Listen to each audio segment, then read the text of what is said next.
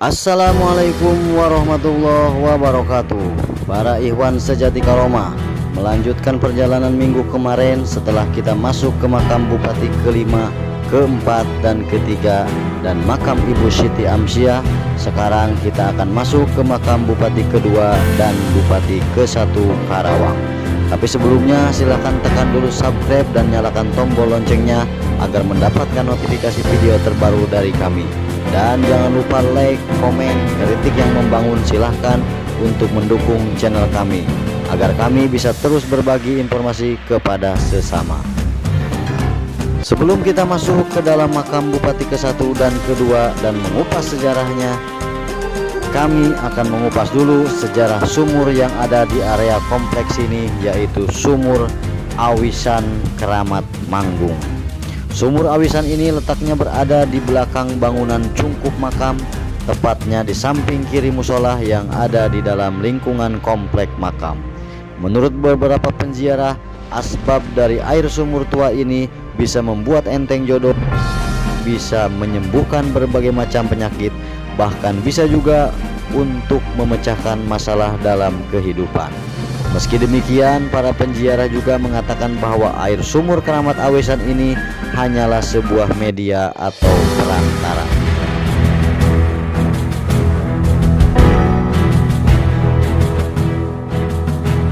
Karena segala sesuatu yang ada tetap atas kehendak Allah Subhanahu wa Ta'ala. Sumur Awisan ini adalah jenis sumur timba yang cukup dalam dan konon tak pernah kering walaupun di musim kemarau. Sumur keramat ini dikelilingi oleh 7 buah gentong berukuran sedang yang biasa dipakai untuk berwudu para penziarah. Cerita awalnya zaman dahulu di daerah Manggung itu selalu kekeringan air pada musim kemarau. Lalu Raden Adipati Singaperbangsa bermunajat kepada Allah Subhanahu wa Ta'ala dengan seketika menggulingkan suatu benda ke tanah yang letaknya sekarang menjadi sumur Awisan ini. Sebelumnya tanah itu dikelilingi akar-akar dari pepohonan besar. Tiba-tiba di tanah yang dikelilingi akar-akar itu mancurlah air, dan uniknya airnya tidak pernah kering dan tetap jernih. Lalu dirapikanlah akar-akar itu oleh abdi dalem Raden Singaperbangsa agar terbentuk menjadi sumur seperti sekarang. Banyak penziarah yang berkunjung ke sini bukan hanya dari dalam Kabupaten Karawang, tetapi dari luar Kabupaten Karawang, seperti Cibitung, Bekasi, Tangerang, Banten, Purwakarta, Subang, bahkan ada yang datang dari Lampung dan Sumatera. Bahkan juga pernah ada yang datang artis komedian papan atas, yaitu Daus Mini, pernah mandi di sumur ini untuk meminta keberkahan kepada Allah Subhanahu wa Ta'ala melalui mandi di sumur ini. Dan kobakan sumur inilah yang dipakai mencuci potongan kepala Raden Singaperbangsa pada saat Raden Singaperbangsa dipenggal oleh pemberontak.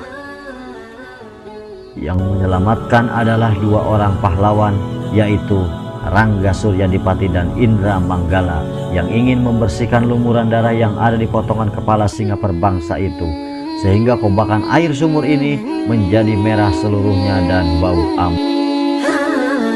Akhirnya datanglah sesosok makhluk gaib dari sumur ini yang ingin mengambil potongan kepala itu.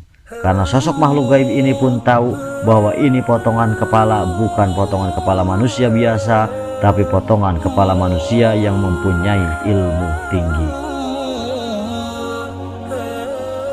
Lalu Rangga Suryadipati dan Indra Manggala dengan kesaktian yang mereka miliki melakukan kontak gaib dengan makhluk tersebut. Mereka coba mengusir makhluk siluman itu, akan tetapi siluman tersebut memiliki ilmu yang sangat tinggi, sehingga tidak mudah untuk menaklukkannya. Ketika mereka terdesak dan hilang akal, ketika itulah mereka melihat beberapa orang yang lagi menggiring kambing. Rangga Surya segera tanggap dan langsung memanggil pengembala itu dan coba menceritakan kesulitan dan meminta pengembala kambing itu untuk memberikan 1 kambing untuk dipotong dan kepalanya dijadikan tumbal pengganti potongan kepala Singaperbangsa. Terdorong oleh kecintaan, sang penggembala kambing dan ingin demi menyelamatkan kepala Singaperbangsa, sang pengembala itu menyerahkan kambing jantan miliknya.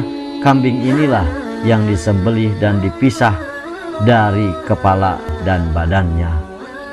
Potongan kambing itu lantas ditancapkan di sekitar sandang kobak sumur menggunakan bambu kuning dengan maksud mengelabuhi makhluk halus yang ingin mengambil potongan kepala singa perbangsa. Dengan melakukan ritual sederhana ini, akhirnya Rangga Suryadipati dan Indramanggala terlepas dari gangguan makhluk siluman itu. Dan dengan mata kepala mereka sendiri, mereka melihat langsung wujud siluman itu membawa potongan bangkai kambing tanpa kepala itu.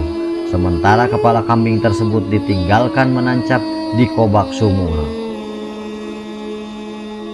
Rangga Suryadipati dan Indramanggala meyakini bahwa makhluk siluman itu tertarik dengan kepala kambing yang masih basah dengan darah itu, dan yakin siluman itu akan kembali mengambilnya. Di samping untuk mengelabuhi makhluk siluman itu, penancapan kepala kambing juga sebagai tanda isyarat bagi pengikut singa berbangsa dan warga masyarakat Karawang bahwa kepala junjungannya telah berhasil diselamatkan. Konon dari peristiwa inilah terciptalah kenapa di daerah Manggung orang tabu untuk memelihara apalagi menyembelih kambing.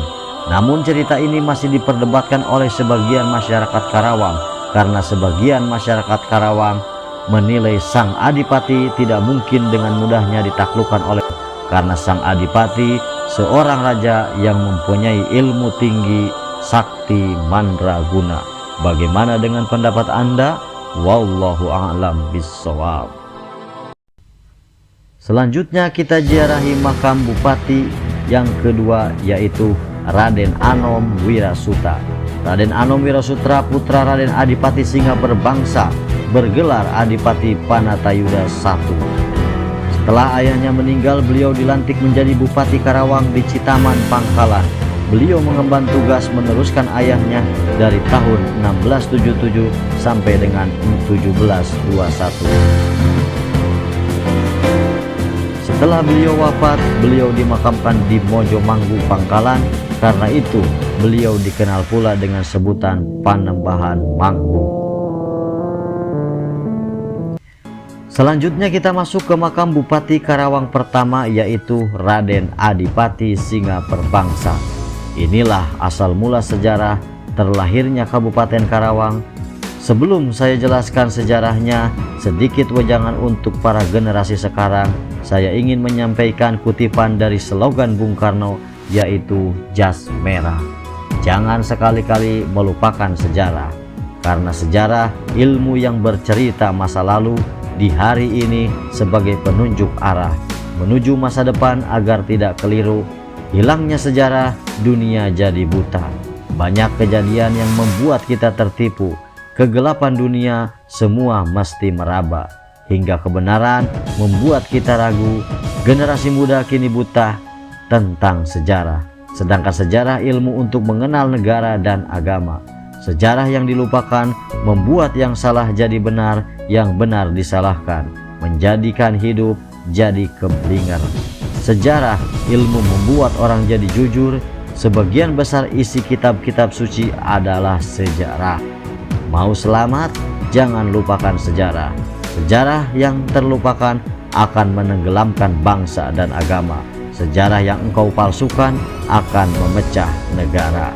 Sejarah yang engkau rekayasa, orang akan berselisih paham. Inilah sejarah singkat Bupati pertama Karawang. Raden Adipati Singa Perbangsa, putra Wira Perbangsa dari Galuh, wilayah Kerajaan Sumedang Larang, bergelar Adipati Kertabumi IV.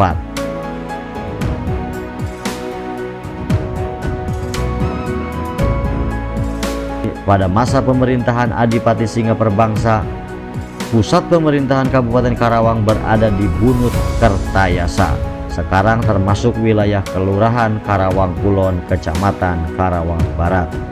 Dalam melaksanakan tugasnya, Raden Adipati Singa Perbangsa didampingi oleh Arya Wirasaba yang pada saat itu oleh kompeni disebut Head-Tweed Regent, sedangkan Adipati Singa Perbangsa sebagai Hope Regent.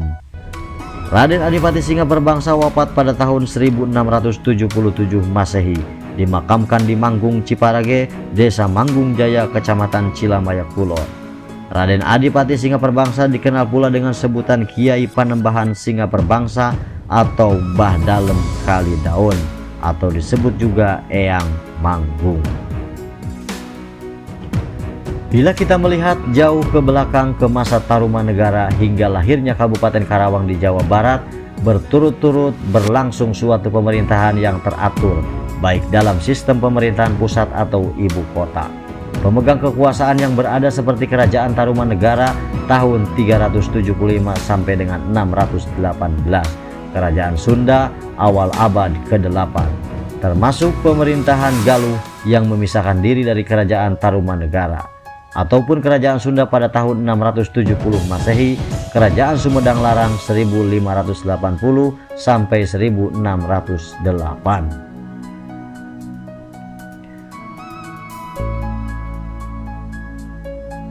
Sekitar abad ke-15 Islam masuk ke Karawang yang dibawa oleh ulama besar, yaitu Syekh Hasanuddin bin Yusuf Idofi dari Campa, yang terkenal dengan sebutan Syekh Kuro.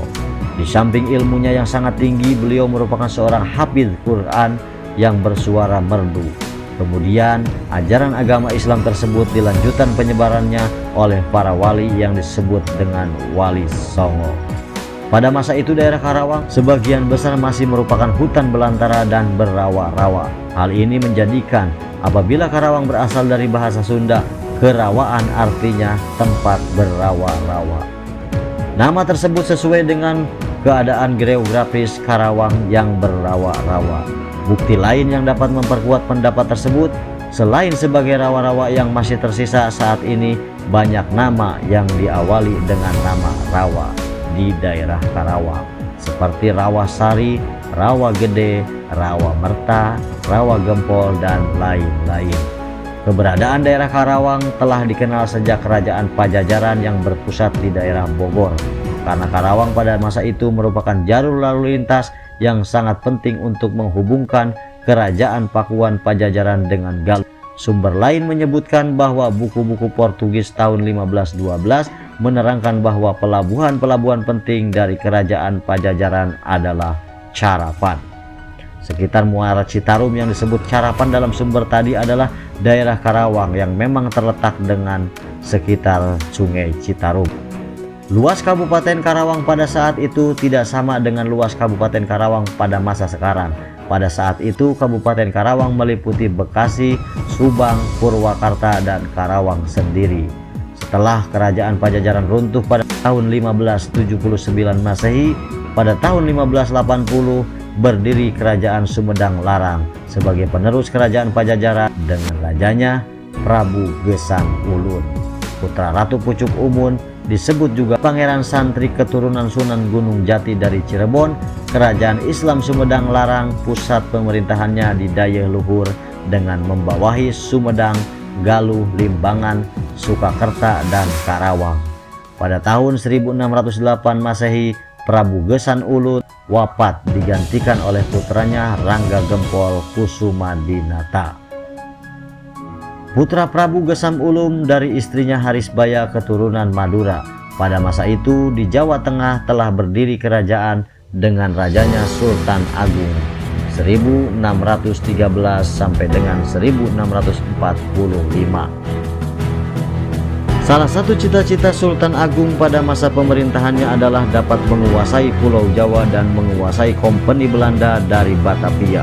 Rangga Gempol Kusumadinata sebagai Raja Sumedang Larang masih mempunyai hubungan keluarga dengan Sultan Agung dan mengajui kekuasaan Mataram. Maka pada tahun 1620 Rangga Gempol Kusumadinata menghadap ke Mataram dan menyerahkan kerajaan Sumedang Larang di bawah naungan Kerajaan Mataram. Sejak itu Sumedang Larang dikenal dengan sebutan Parayangan. Rangga Gempol Kusumadinata oleh Sultan Agung diangkat menjadi Bupati Wadana untuk tanah Sunda dengan batas-batas wilayah sebelah timur Kali Cipamali, sebelah barat Kali Cisadane, di sebelah utara Laut Jawa, dan di sebelah selatan Laut Kidul. Karena kerajaan Sumedang Larang ada di bawah naungan Kerajaan Mataram, maka dengan sendirinya Karawang pun berada di bawah kekuasaan Mataram. Pada tahun 1624 Rangga Gempol Kusumadinata wafat, dimakamkan di Bembem, Yogyakarta sebagai penggantinya Sultan Agung Mangkurat Rangga Gede putra Prabu Gesan Ulun dan istri Nyimas Gedengwaru dari Sumedang, Rangga Gempol II. Putra Rangga Gempol Kusumadinata yang mestinya menerima tahta kerajaan merasa disisihkan dan sakit hati. Kemudian beliau berangkat ke Banten untuk meminta bantuan Sultan Banten agar dapat menaklukkan kerajaan Sumedang Larang dengan imbalan apabila berhasil maka seluruh wilayah kekuasaan Sumedang Larang akan diserahkan kepada Sultan Banten. Sejak itu banyak tentara Banten yang dikirimkan ke Karawang, terutama di sepanjang sungai.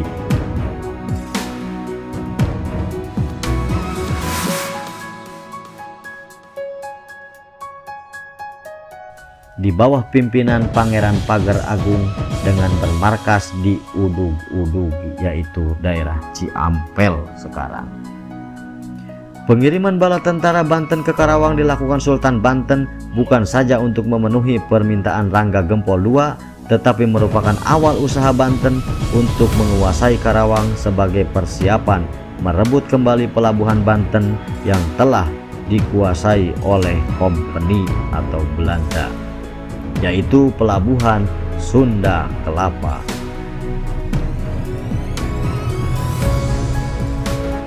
Masuknya tentara Banten ke Karawang beritanya telah sampai ke Mataram. Pada tahun 1624, Sultan Agung mengutus Surenggrono atau Arya Wirasaba dari Mojo Agung, Jawa Timur untuk berangkat ke Karawang dan membawa 1000 prajurit dan keluarganya dari Mataram melalui Banyumas dengan tujuan untuk membebaskan Karawang dari pengaruh Banten, mempersiapkan logistik dengan membangun gudang-gudang beras dan meneliti rute penyerangan Mataram ke Batavia. Di Banyumas, Arya Surenggrono meninggalkan 300 prajurit dengan keluarganya untuk mempersiapkan logistik dan penghubung ke ibu kota Mataram.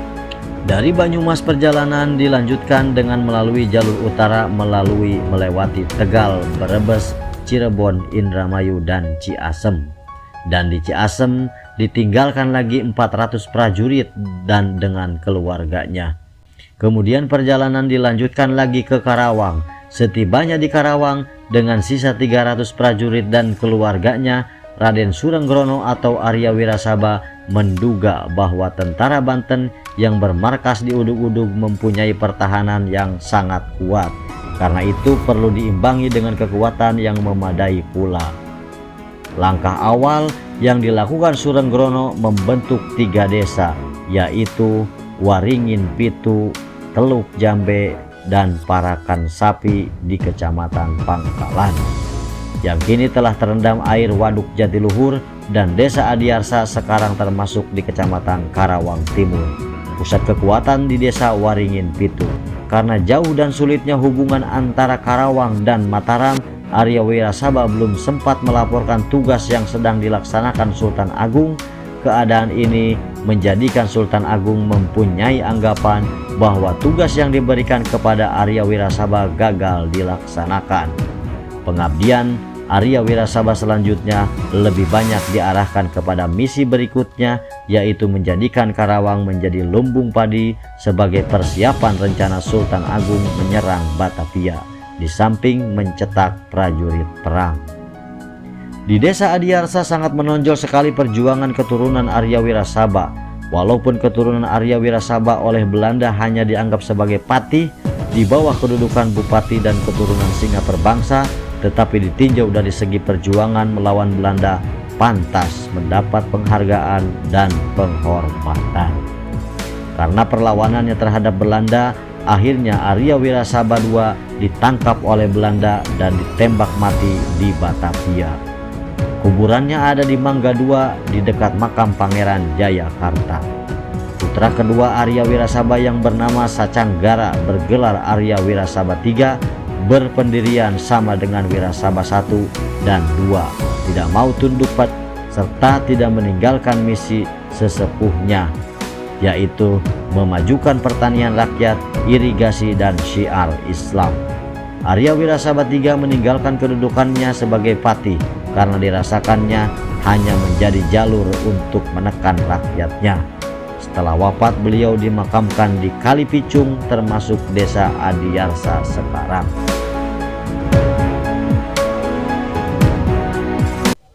Raden Adipati Singa Perbangsa adalah seorang kesatria yang mempunyai ilmu tinggi dan kecerdasan dalam memimpin perang.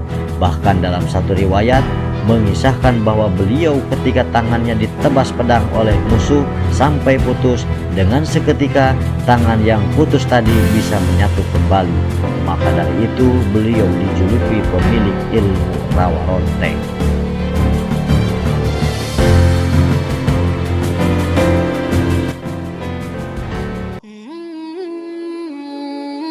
Kematian Raden Singa Perbangsa juga lebih diakibatkan oleh salah tafsir Raden Tronojoyo, Bupati Panarukan, yang memberontak pemerintah Sunan Amangkurat I.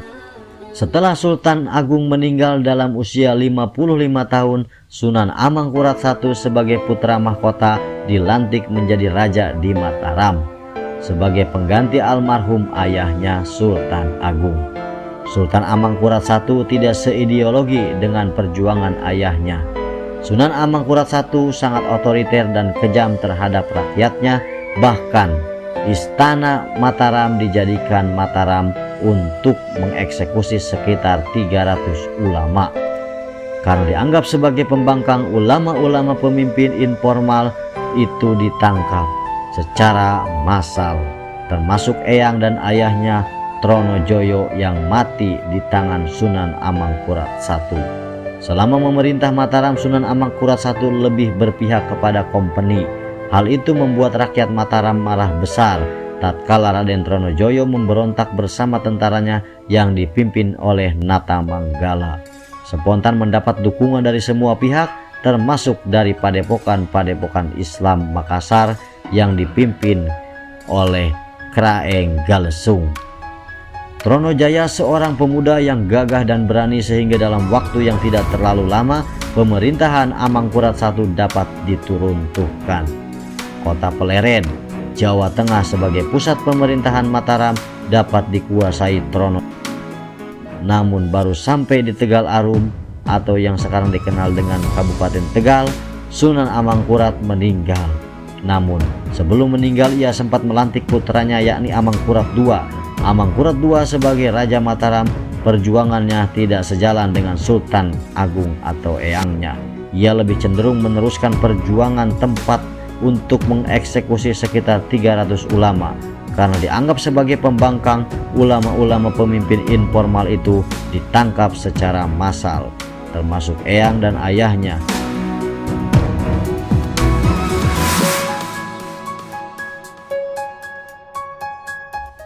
Sementara perjuangan Arya Wirasaba dan keturunannya tetap konsisten terhadap perjuangan Sultan Agung terdahulu, bahwa Karawang dijadikan lawan pertanian padi untuk memenuhi logistik persiapan menyerang Batavia. Namun, jika masih ada sebagian generasi Karawang masih mempertanyakan nasib Arya Wirasaba, sebab kalau mengacu kepada plat kuning kandang sapi besar, pelantikan wadana setingkat bupati antara Singa Perbangsa dan Arya Wirasaba dilantik secara bersamaan. Saat itu Singa Perbangsa sebagai bupati di Tanjung Pura, sedangkan Arya Wirasaba bupati Waringin Pitu. Tapi mengapa kini Arya Wirasaba tidak dimasukkan catatan administrasi pemerintah daerah Kabupaten Karawang? Perhatikan perkataan Hope Regent, bupati atau kepala, dan Tweeden Regent atau bupati kedua. Memang dating dari Belanda yang menyatakan bahwa kedudukan Singa Berbangsa lebih tinggi dari Arya Wirasaba. Sebaliknya, kalau kita perhatikan sumber kekuasaan yang diterima oleh kedua bupati itu, yaitu piagam pelat kuning kandang sapi besar yang ditulis Sultan Agung 10 Maulid tahun Alif, sama sekali tidak menyebut yang satu lebih tinggi dari yang lainnya. Tapi dalam menyikapi hal ini, kita pun harus lebih arif dan bijaksana, karena setiap peristiwa memiliki situasi dan kondisi yang berbeda-beda. Itulah sejarah. banyak versi yang berbeda. Karawang versi Peruri halaman 4251. Demi menjaga keselamatan wilayah kerajaan Mataram di sebelah barat, pada tahun 1628 bala tentara kerajaan Mataram diperintahkan Sultan Agung untuk melakukan penyerangan terhadap VOC di Batavia. Namun serangan ini gagal karena keadaan medan sangat berat, berjangkitnya malaria dan kekurangan persediaan makanan. Dari kegagalan itulah Sultan Agung menetapkan daerah Karawang sebagai pusat logistik yang harus mempunyai pemerintahan sendiri dan langsung berada di bawah pengawasan Mataram, dan harus dipimpin oleh seseorang pemimpin yang cakap dan ahli perang, mampu menggerakkan masyarakat untuk membangun pesawahan guna mendukung pengadaan logistik dalam rencana penyerangan kembali terhadap VOC di Batavia. Pada tahun 1632, Sultan Agung mengutus kembali Wira Perbangsa dari Galuh dengan membawa 1000 prajurit dan keluarganya menuju Karawang. Tujuan pasukan yang dipimpin oleh Wira Perbangsa adalah membebaskan Karawang dari pengaruh Banten, mempersiapkan logistik sebagai bahan persiapan melakukan penyerangan kembali terhadap VOC di Batavia, sebagaimana halnya tugas yang diberikan kepada Arya Wirasaba yang telah dianggap gagal. Tugas yang diberikan kepada Wira Perbangsa dapat dilaksanakan dengan baik dan hasilnya dilaporkan kepada Sultan Agung. Atas keberhasilannya, Wira Perbangsa oleh Sultan Agung dianugerahi jabatan Wedana setingkat Bupati di Karawang dan diberi gelar Adipati Kertabumi III, serta diberi hadiah sebilah keris yang bernama Karos Sinjang. Setelah penganugerahan gelar tersebut yang dilakukan di Mataram, Wira Perbangsa bermaksud akan segera kembali ke Karawang, namun sebelumnya beliau singgah dulu ke Galuh untuk menjenguk keluarga. Atas takdir ilahi, beliau wafat di Galuh. Jabatan Bupati Karawang dilanjutkan oleh putranya yang bernama Raden Singa Perbangsa dengan gelar Adipati Kertabumi IV, yang memerintah pada tahun 1633 sampai dengan 1677 Masehi. Tugas pokok yang diemban Raden Adipati Singa Perbangsa adalah mengusir Belanda dengan mendapat tambahan prajurit 2000 dan keluarganya, serta membangun pesawahan untuk mendukung logistik kebutuhan perang. 3 hal itu tersirat dalam piagam pelat kuning kandang sapi gede yang bunyinya adalah sebagai berikut: pangan ingkang piagam kanjeng ingkang Rangga Gede ing Sumedang kagadehaken ing Astrawadana. Mulane sun gadehi piagem sun kangkong angkraksa kagengan dalam siti negara agung. Kilen wates Cipamangkis wetan wates Cilamaya serta kon anonggoni lumbung isine pun pari liming takes pinjul 13 jahit. Wadoning pari sinambut dan Ki Singa Perbangsa basa kalakatan anggar wahani piagem.